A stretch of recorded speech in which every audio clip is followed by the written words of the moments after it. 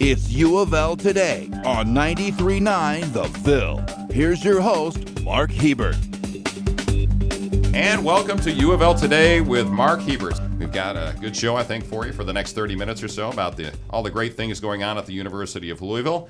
One thing I did want to point out right off the top of the show, we have 14 prestigious Fulbright scholars at the University of Louisville this year, which ties the record that UofL had set a few years ago, and it will probably put UofL among the top schools in the country for production of Fulbright scholars. And they'll be going all across the world teaching English and doing research. So that's a really cool thing that has happened at UofL and shows what kind of great students we have at the University of Louisville. All right, coming up on this show a little bit later, if you've got sinus problems, like most people in the Ohio Valley, you'll want to stick around to hear our second guest. He knows a lot about your sinuses, and he's developing a new flexible scope for doing sinus surgery. We're also going to be talking to a UofL group that's starting a music festival, not in Louisville, but in Ghana. We'll hear why they're doing that. But first, UofL's Conn Center for Renewable Energy Research is working on several projects to produce cleaner, more efficient energy. The head of the solar manufacturing research is Thad Druffel, who is with us to talk about the cool stuff he's working on, along with one of his students, Brendan Lavery. So welcome to both of you. Thank you. Hey, thank you. It's Glad you're here. All right, Thad, solar research. Tell us about it. I know you're working on a bunch of stuff, but you're working on some solar stuff. So tell us what you're working on. What I try to tell everybody is I'm here to make it faster, better, cheaper. And we're for that. We're in favor of faster, better, cheaper energy. Absolutely. And so what we're trying to do at the University of Louisville, at the Conn Center in particular, is figure out how do we make solar more ubiquitous. So you look at the industries out there today that have had amazing successes, and you look at the print industry, amazing successes. So we're trying to replicate that, but make solar energy out of it. So at the facility I developed at the Conn Center, we have a roll-to-roll manufacturing prototyping machine in which we're trying to make solar cells. And faster, cheaper, and better, right? Faster, better, cheaper. I mean, look at every small city in the United States. What do they have? They have a printing press. So what if we replace every single one of those printing presses with something that prints solar energy? That's what I'm trying to figure out. I got you. All right. Well, Brendan, what are you doing on this show? Why did Thad drag you along? You're a student at the University of Louisville. What are you learning? What are you doing? I'm in chemical engineering, and I'm the grad student underneath Dr. Druffel, so I do a lot of the grunt work in the operation. So it's good. You're the pack mule for Thad Druffel, right? Somewhat. Yeah, he does the work, yeah. Well, let's talk some specifics, Thad, about trying not to get into too technical terms, but what are some of the specific things you're working on to better produce the cheaper solar energy that you're talking about? Well, the hardest thing to get over is if you look at the way solar cells are made these days, you need high heat. There's a lot of energy there. So we typically, when you think of glass, you think of silicon, you're taking those things up to several thousand degrees centigrade. So how do you replicate those processes on things like paper and plastic? And so that is what the research that Brandon has undertaken is trying to figure out how do we put nanoparticles down using typical printing processes on paper and plastic and then turn them into bulk materials. And how do you do that? The idea is to make your energy source so fast that you can input a large amount of energy, but it's too fast that it actually destroys, say, the plastic underneath. So it's a snap. I mean, it's less than 2 milliseconds. A millisecond, yeah. Yeah. Okay. You remember flash tubes on cameras, right? People actually used to use. We use the same thing. I'm old enough to remember those. Yeah. We use the same thing, but the batteries we use are larger than you are. And are we getting to the point yet where this technology can be used for in mass production, or is that what we're trying to get to, so that you can, heat a whole town? Or drive energy of a car somehow, or where are we in this process? So you're talking solar PV? I don't know what I'm talking about. I'm just asking. If you guys are going to help me with that. Well, if you look at the industry in and of itself, in the last 10 years, there's been a huge explosion. There's year-over-year growth has been in double digits. There's been exponential growth in PV. In fact, right now, I believe and PV is what? Photovoltaics. I'm sorry. Solar cells. Yeah, solar cells. And almost 2% of the energy in the world is made by electricity. 2 years ago, that was 0.5%. So every 2 years, this industry is the amount of energy that's produced has grown by a factor of 2. Wow. And that's not changed. And I don't see that as changing. And if you look at the cost of energy produced by solar, it's now becoming productive. I was just reading something this morning where down in South America, they've actually been able to get it to about 4 cents a kilowatt hour, which is on par with traditional means of making energy. Here in Kentucky, it's a little bit higher, but we're approaching below the 10 cents a kilowatt hour. So that's very exciting for the industry. It's growing. But that's a technology, as I said, it's a technology that's been around for 60 years. They know how to make it. It works. It's proven. But there's still other opportunities, and one of the opportunities that we see is how do we make it so it's flexible. When you mean flexible, what are you talking about? So again, I'm going back to my printing. Okay. So if when you read your newspaper, which some of us still do, you can actually fold it this way and that way and not destroy the information underneath. Wouldn't that be great if you could do the same thing with your solar cells? So you can imagine when you just said a car, how many cars that are square do you know of that are on the road? Right. 0. So what if you can then make the solar cell so it conforms to the shape of the car? So you could bend it over the roof or bend it over the hood or whatever. Exactly. And so now it becomes a designer's dream because they don't have to adapt their designs to something that's square and boxy. They can go any direction they want to go. And that's what we're working on at the University of Louisville? That is what we're working on at the University of Louisville. That's very cool. All right, we're talking with Thad Druffel and one of his students, Brandon Lavery from the University of Louisville and the Conn Center for Renewable Energy Research. What else would you tell folks that you're working on at UofL that's really cool? That I'm working on, or that you're working on? Well, okay. Both of you are working on. on. Well, I mean, so we get into the solar. So we're talking about a solar cell, but we're also getting into the traditional means of making a solar cell. In fact, we've actually had a company spin out of the research that was started at the University of Louisville, and that's been in operation for about 2 years. And it's using some of the same technology that Brandon's working on that utilizes intense pulse light to cure or to melt the material onto the solar cells. And I saw something else, and I know, Thad, you worked on it a little bit about new coal. This was last year, I thought. Yes. So tell me a little bit about what new coal is, because I think this is kind of neat. Yeah, so that's a really interesting opportunity that the Conn Center is working on as well with a company coming out of South Carolina. The idea is, if you look at I'm not sure if a lot of us here in Louisville know what's going on in the Midwest, but we hear about fires. And the National Fire Service, they're spending over 50% of their budget these days just fighting fires. One of the main reasons is the beetle kill. But look at what does fire do? It turns out heat, that's the energy. So why can't we go in there and take the trees that have already been destroyed and decimated by the beetles and turn that into useful energy? Well, you can't transport trees across the nation and actually do it economically. So let's take all the energy we can out of the tree locally and then move it around as coal. And that's what we're trying to do at the University of Louisville. Very cool. All right, I've been calling you Brandon Lavery this whole time, and it's Brandon Lavery, isn't it? That's correct, yeah. So I just can't read my own writing, Brandon. I'm sorry. That's all right. Sorry about that. Well, Brandon, what have you learned through this process? You're a Speed School of Engineering student. What have you learned? Well, I've learned a lot about the manufacture of these nanomaterials. You know, these materials that are so small you can't see them with the human eye, and how do we make them better, and how do we learn, you know, what's wrong with these materials if they're so hard to see or so hard to look at physically. You know, how do we actually interpret what's wrong, and how do we improve upon these things?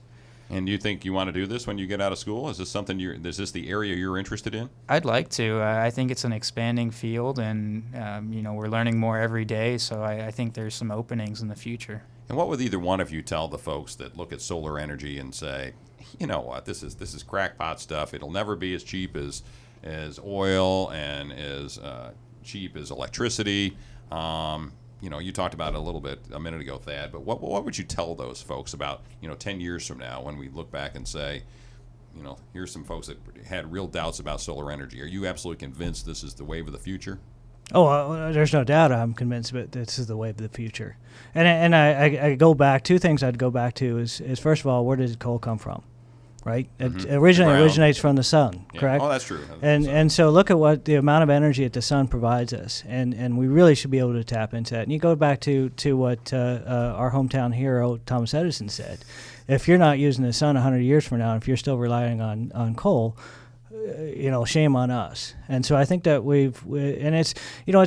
and and what I'm really excited about, I've been around for well over a quarter of a century, and I'm starting to see that this is no longer a political discussion. This is an actual economic discussion, and that really excites me, because that means that we're taking this seriously, and there's some very serious opportunities. And if you look at the cost of producing solar, it's come down tremendously, 80% in about 5 years. Very good. Thad Druffel from Speed School of Engineering and the Conn Center for Renewable Energy Research, and Brandon Lavery, not Lowry, a student at the University of Louisville. Thanks for being on the show. Appreciate it. Sitting in front of me is Dr. Tom Higgins. He's a UofL Medical School graduate who's now on the faculty of the med school, and he's an ear, nose, and throat doctor who specializes in sinus problems, and it's called what's it called? Rhinology. Rhinology, of course it is. All right, well, Dr. Higgins, welcome to the program. Appreciate you being on. Well, thanks for having me, Mark. Well, the reason I asked you on is because at kind of a Shark Tank event where folks from U of L kind of pitched their products and the discoveries that they were working on to a group, I saw yours, and you are working on a scope that can help do sinus surgery in some people. So why don't you describe what you're working on? Yes. So we use scopes all the time in sinus surgery now, and we've developed them over the years, especially since the 1980s, to do minimally invasive sinus surgery. But we've come to find out that there's certain times that it is difficult to migrate or navigate through the corridors of the sinuses. And sometimes we need to do surgery where I'm looking for ways that we can actually avoid surgery. And so the product that the product that we're developing is a type of scope that will allow us to better navigate the sinuses, to possibly prevent surgery, but also make it easier to navigate the sinuses during surgery, and make some things that have been very difficult to do, make them much easier. In tough places to reach, because right now, if I need sinus surgery, it's either a really hard scope, metal scope, right, that you're sticking up my nose, basically, right? Right.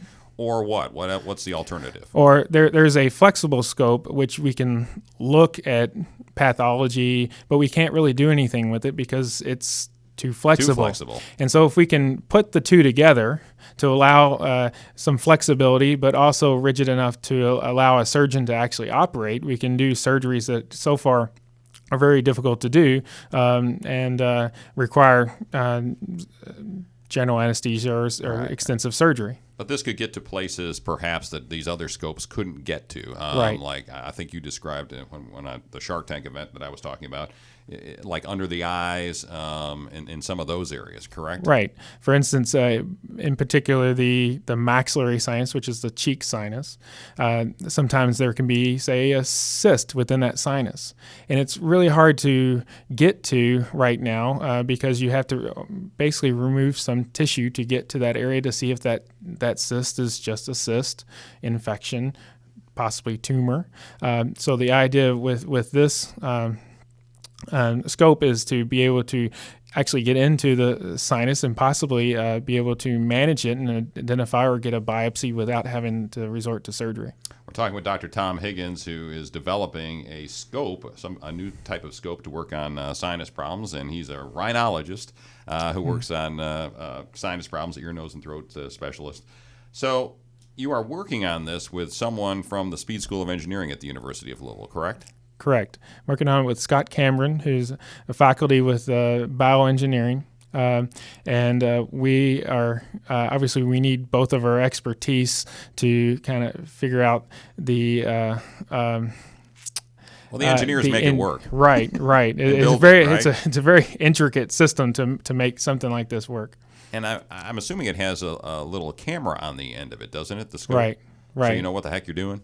Right, exactly. You need to see, and then you have to be able to get instruments to actually do what you need to do. Right. Okay. Well, let's talk in general then about sinus problems. You know, everybody I think that lives in the Ohio Valley claims, you got sinus problems, you got asthma, you got all these things just because of all the pollen and all the stuff in the air. So how bad is are the sinus problems, or are they just allergies that everybody gets?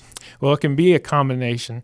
In Louisville, Kentucky, it is probably one of the worst places for sinus and allergy problems. And the hallmark of both of them is basically inflammation or swelling within the sinus or nose cavities. Allergies is one reason for the inflammation.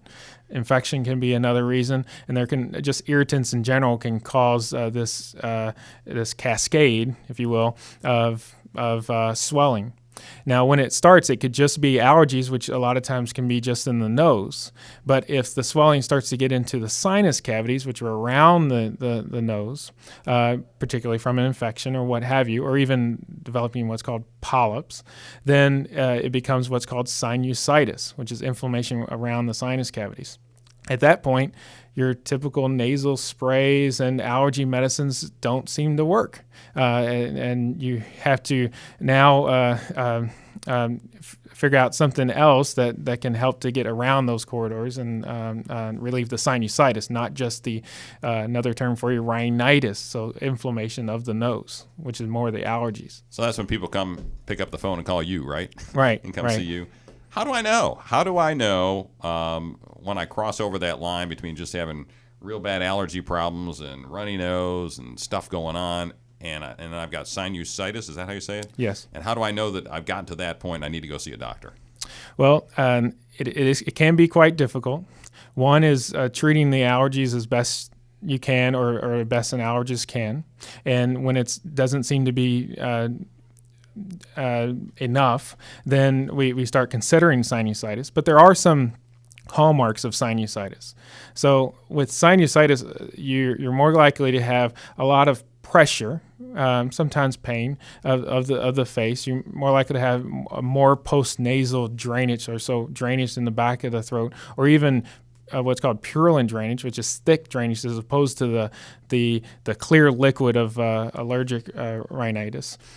Two other hallmarks are smelling loss. If you start to have problems with smell, that's more likely sinusitis than allergies. And also congestion in the nose can overlap, but be a sign of sinusitis. All right, well, let's take this conversation full circle and wrap it up here. When do you expect your device that you're putting together to be on the market? I'm assuming you're still doing testing on it, correct? Yes, we're still doing testing. I think we have some fine tuning to do, and so there's probably we definitely have a few years ahead of us to really get it to market. Especially any medical product, you have to do extensive testing, and that's the appropriate thing to do to make sure it's safe for patients and the best product available. And if people want to track you down, if they got a question either about the device or about their nose problems, what they may or may not have, how do they track you down that way? Well, the easiest way is to go online and you can search Higgins-sinus.com, or you can find my name on Google, and you can find me that way. All right, and congratulations on graduating from UofL. We're glad you're a card. That's a good thing. I appreciate it. Thank you very much. All right, Dr. Tom Higgins from the UofL Medical School, and who's working on a new product, as you just heard, and can also help you with your sinus problems if you've got some. With me, Stephen Mattingly, who's an assistant professor of guitar at the UofL School of Music, and he's here with Jordan Taylor, also from the School of Music, and they are here to talk about a pet project. So welcome to both of you, first off. Thank you. Thanks for having us. All right, Stephen, tell us, what's this pet project you got going on at the School of Music? Well, I'm really proud of the work my grad student, Jordan Taylor, has done on this project. He was raised in Ghana as a child. He got to know the culture really well, and as things turned out, Jordan was looking for graduate programs in guitar and ended up here in Louisville, which is the sister city to Tamale, Ghana, and is kind of considered the sister city for the entire nation. And Jordan took it upon himself to start a music festival, the first of its kind, a classical music festival, which will run later this summer in July. And he has started a program in collaboration with the University of Louisville and the Ghana National Symphony and the University of Ghana, and has a website, the GhanaNationalMusicFestival.com, and you can learn more about it there. So, Jordan, you're a student. I was a student. So now just you're a graduated. graduate, UofL graduate. That's right. So are you back in Ghana now, or are you staying in Louisville? I'm staying in Louisville, based out of Louisville, yes, sir. And why did you decide to do this? Why did you decide to come up with the idea of this music festival in Ghana?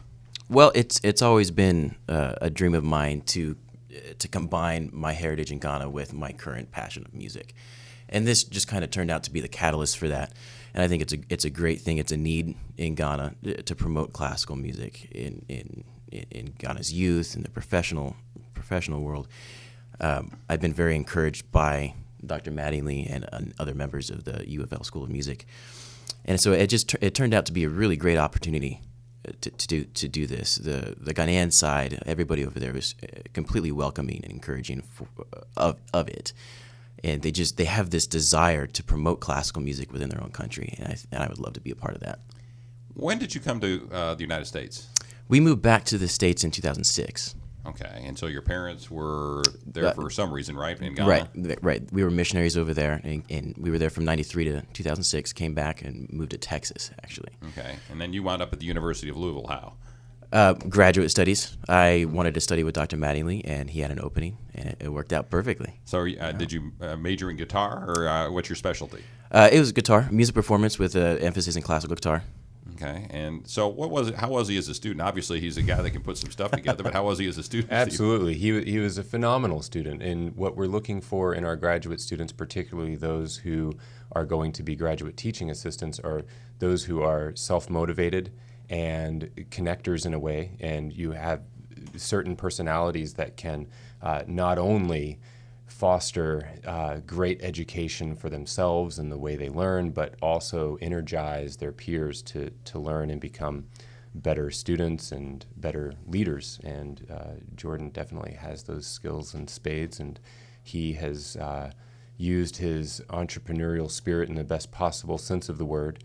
And he's done something that is going to contribute to the greater good and will have a lasting impact beyond this summer music festival. We're talking with Stephen Mattingly, who's an assistant professor of guitar at the UofL School of Music, and Jordan Taylor, who's a UofL grad, and he's putting together a music festival, a classical music festival in Ghana. Tell us where Ghana is. Where is that? Ghana is on the west coast of Africa, bordered by Togo and Ivory Coast. And the normal music that you normally hear in Ghana is what? Is it a mixed bag, or do they have a lot of classical music? It is a mixed bag, and no, they don't have a lot of classical music yet. It is booming. It's growing with the National Symphony Orchestra and now the Accra Symphony Orchestra really taking a hold of the classical music scene and trying to promote that within that particular city. Their musical culture is very traditional in that they promote their traditional instruments like the djembe, percussive instruments, but they also have the new high life style or palm wine music style, which is their traditional kind of pop style. Okay. And that's so they got a little bit of everything. Right, a little bit of everything. Do they hear American music on the radio in Ghana? Yes, they do. Nowadays, they do. They didn't have access to that while I was there, but since I've been gone, that scene has definitely grown. Worldwide, it's the web, baby. Mm-hmm. It is. It is it the is. web. Yeah, that's right. And Stephen, how will this benefit the University of Louisville in your mind, having a former student go out and put this all together to have this thing in Ghana? Well, something that I believe is a core of our mission and the initiatives of the university is for education to happen beyond the campus here in Louisville. And this is going to be a learning experience for our students beyond the four walls of the classroom and the whiteboard, which I could use to teach. And I think in the very best possible sense of education in the 21st century, we're moving beyond the classroom and we're moving beyond the timeline of a semester. So I believe the University of Louisville will benefit from this and the collaboration that we're founding, really. It's the first collaboration of its sort between the School of Music and Ghana.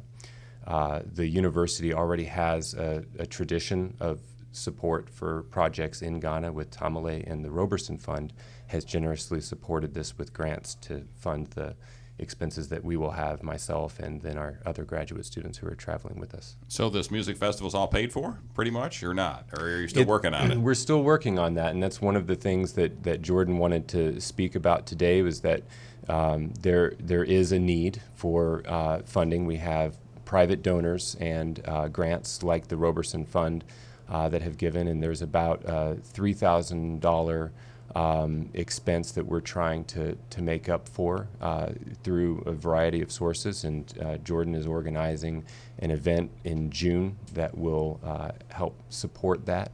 And what we're looking to do is to provide free education to all of the students who will participate in Ghana. So that has an expense associated with it, along with the meals that we hope to provide for them. All right, well, Jordan, you want to talk about that event a little bit? And then I've got one more question for you. But go Sure. ahead and talk about that event and Sure. what you're trying to put together to raise some money. Not a problem. So this fundraising event will be held tentatively on June 8th at St. Paul United Methodist Church in Bardstown Road. It's going to be a dinner catering a traditional West African meal, including performances from all the American guest artists that are attending, as well as lectures and presentations by us of what we hope to do while we're there, presenting a need that they have in Ghana, why this is important, as well as 2 messages from the director of the University of Ghana Department of Music and the director of the National Symphony Orchestra there. And then it'll be finalized with a question and answer session between the attendees and the guest artists going. And just get a hold of the School of Music, I guess. The best way would probably be to go to GhanaNationalMusicFestival.com to find out more information on that and the upcoming Kickstarter campaign that Jordan will launch.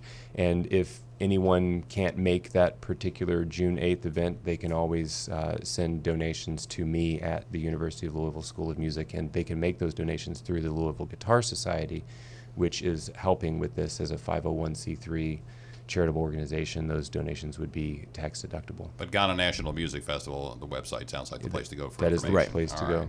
Mhm. One last question. Of the students who are going from the University of Louisville, the grad students, what will they be doing when they get to Ghana? All these other students, not just former student Jordan over here, but what do you plan to have those UofL students doing? Well, Jordan has come up with the curriculum over there, and we'll all be teaching in some capacity and performing. So there will be nightly performances, collaborative performances between the students and the teachers. So there'll be lecturing, coaching ensembles, teaching private lessons, and performing. All right, very good. Anything else you want to add? Because we need to wrap this up, but I look forward to hearing them. I'd just like to say thanks again for having us, and we'd love to hear from the audience about any ideas they have and ways that they can be a part of this event. All right, that's Stephen Mattingly. He's an assistant professor of guitar at the UofL School of Music, and Jordan Taylor, the grad student who's putting together a music festival in Ghana. Good job, gentlemen. Hope to hear a little bit more about it. All right. Thank you. So before we wrap the show up, we always try to do a Did You Know segment, a little tidbit about the University of Louisville. We just finished up Derby Week, and UofL is helping the backside workers at Churchill Downs, as we do every summer. UofL's School of Nursing manages the Kentucky Racing Health Services Center, which provides care to backside workers, including in-house mental health services. The clinic is directed by staff from the nursing school, and students treat patients under supervision. So that's what we've got going on at the backside of Churchill Downs from the University of Louisville. You can find the podcast of all of these programs at SoundCloud.com. The video versions of many of these UofL Today programs with Mark Hebert can be seen on Metro TV, KET3, and on UofL's YouTube channel. And join me every Monday morning with Terry Miners and Rachel Platt on Great Day Live on WHAS TV, where I always have a news story about something interesting going on at the University of Louisville. Thank you all for listening to UofL Today with Mark Hebert, and go Cards.